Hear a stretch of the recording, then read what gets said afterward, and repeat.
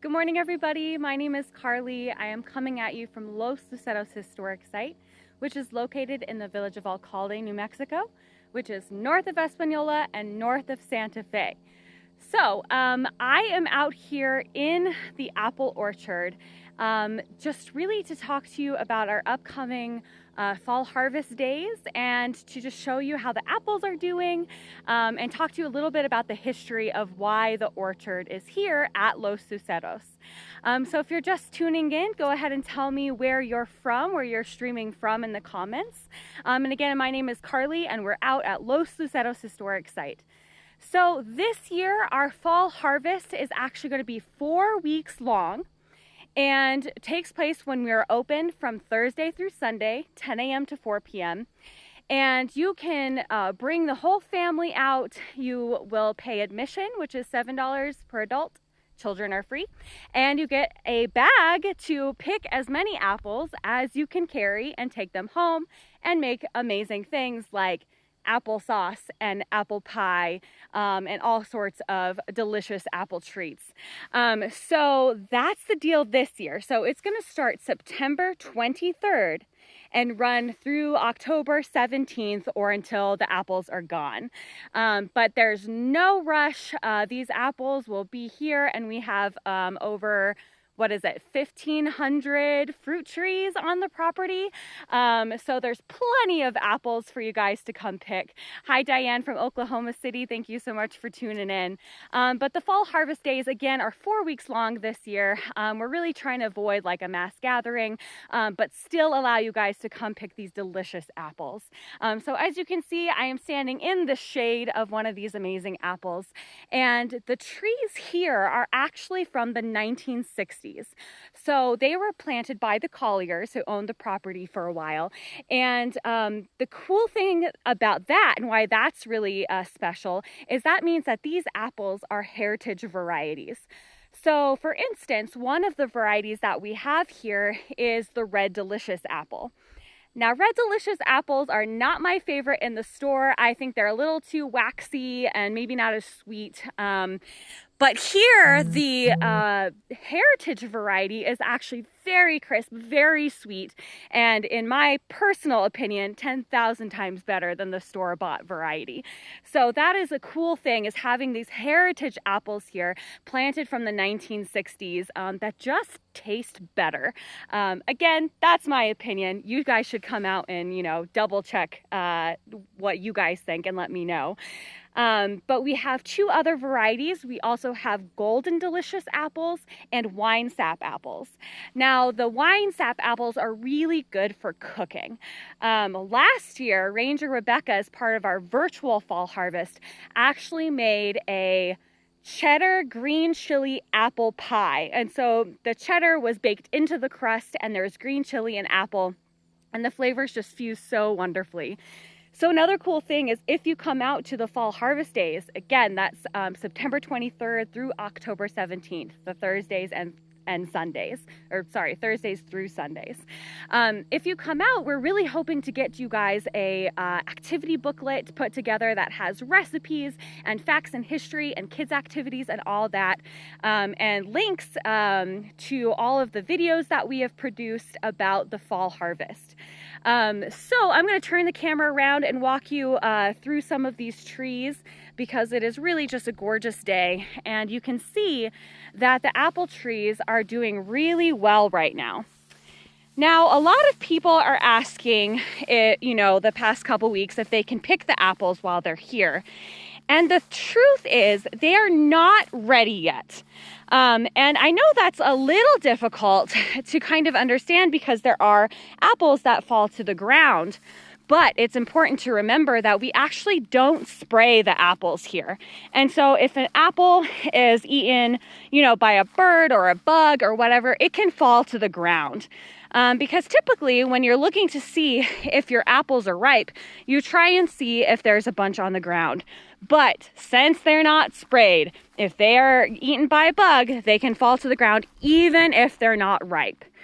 And so if you do visit in the next couple weeks before the 23rd, we do ask that you do not pick the apples because they're not ready. And you know, it's kind of a waste to pick an apple that's not going to be as delicious and juicy and wonderful as it could be. So here we are coming upon one of the lighter colored apple trees. And I just think these apples are so beautiful and delicious. And like I said, there are some on the ground here, but as we don't spray, that's probably because of the bugs. Now you might wonder, like, what happens to these apples that are sitting down here? And actually, we have so many species of animals that love these apples. And so first we have the deer and the elk that come by. And, you know, sometimes people are very surprised that we have elk here because it seems, you know, we're kind of in a neighborhood. There's lots of houses around, but we also are on the Rio Grande and have a bosque. And so the elk just love it here. And so they can be seen munching on the apples. And then a really cool thing is in the winter, we get an entire flock of the Sandhill Cranes. And the Sandhill Cranes, I have some videos that we took on the game camera of the Sandhill Cranes eating the apples. Even in the winter when they're, you know, a little dried and brown. They love them. So any apples that fall to the ground, they're gonna be eaten by some critter around here. We have raccoons, you know, skunks, that kind of thing. And then apples that don't get picked. So last year we were closed because of the pandemic, and the apples were actually picked by a volunteer organization that picked them, processed them, and then donated them to the local communities, food banks and schools. And so we really make sure that these apples are put to good use, because they are such a magnificent part of the history here in New Mexico. So a lot of people think that apples actually came from, you know, Plymouth Rock or when people landed on the East Coast. But here in New Mexico, apple varieties were actually brought up from Spain, you know, across and then up through Mexico in the Southwest by the Spanish. And so apples really thrived here. They noticed a lot, the Spanish noticed a lot of similarities between the elevation, the altitude, the soil content in New Mexico and in some places were very similar to that of Spain. So they're like, I bet, you know, apples can grow here. And, you know, of course, the Manzano Mountains in New Mexico, Manzano is apple in Spanish, right?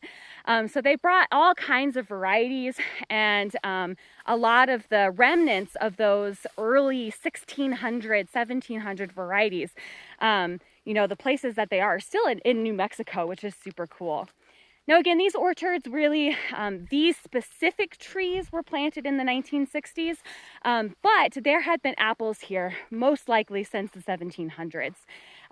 This, you know, was all part of a Spanish land grant, and prior to that was, of course, indigenous land. And so this was, the land of Los Luceros has been used for farming for hundreds of years. And that's why this apple orchard is so spectacular. When you're walking through it, you can really feel the history of not only like the historic apple varieties from the 60s, but all the way back to the 1700s. And I'm slowly walking us back to the main road and the Acequia Madre, which is the source of water that we use for the orchard here. So let me turn around this camera one more time and just show you how beautiful it is right now as we're walking back here. And so again, you can come out with your family and pick these apples any Thursday through Sunday from September 23rd through October 17th, or until the apples are all picked. No rush at all. We want to make sure this is safe and family friendly, and there are plenty of apples to go around. And honestly, with apples, they actually don't continue to ripen once they are picked.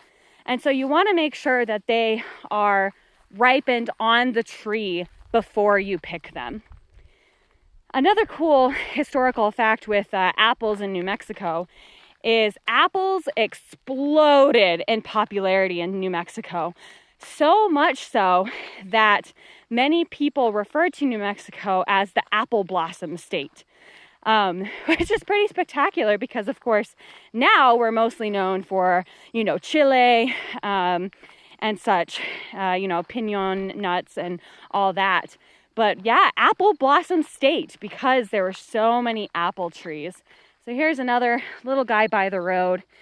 And we actually just got these pruned this year. And of course, it's very important to prune apple trees. And the rule of thumb that we learned from the apple crew that came out is the rule of thirds. And so the rule of thirds is that you trim a third, or like remove a third, you prune a third, and then you leave a third of the tree. And that is supposed to really kind of balance it out and make sure the tree can concentrate its energy and its nutrients in the live parts of the tree. Of course, you want to cut anything dead off of the tree. But just to quickly show you guys the Acequia Madre, which is the mother ditch that was dug in the 1700s, is right here as we make our way up to this bridge. And here's this beautiful water. We have lots of sunflowers growing right now.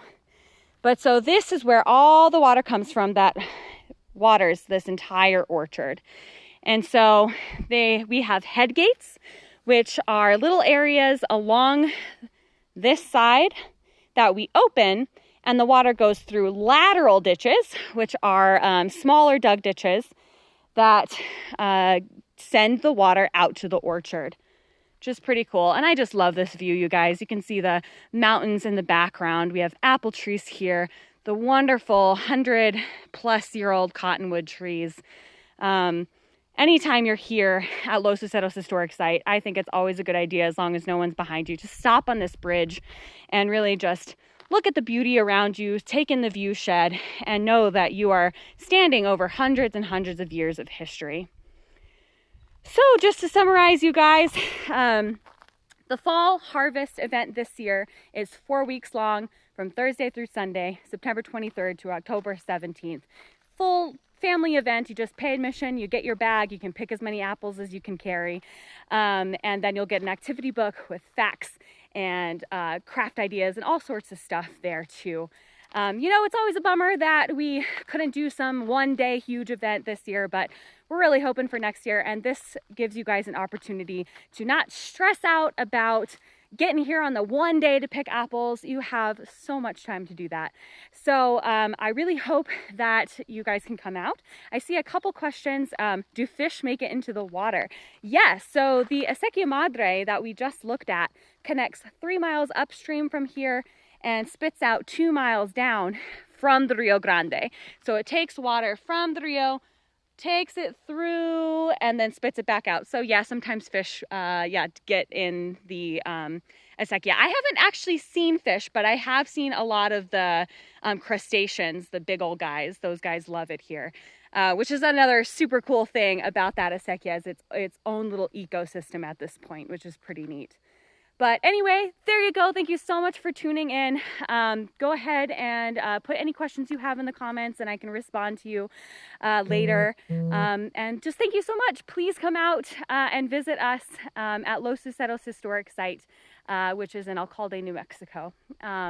If you want any more information, I would recommend following our specific Facebook page, Los Luceros Historic Site, because I pretty much update that daily with various things. So give that a like and follow us on Instagram. Thank you so much for tuning in.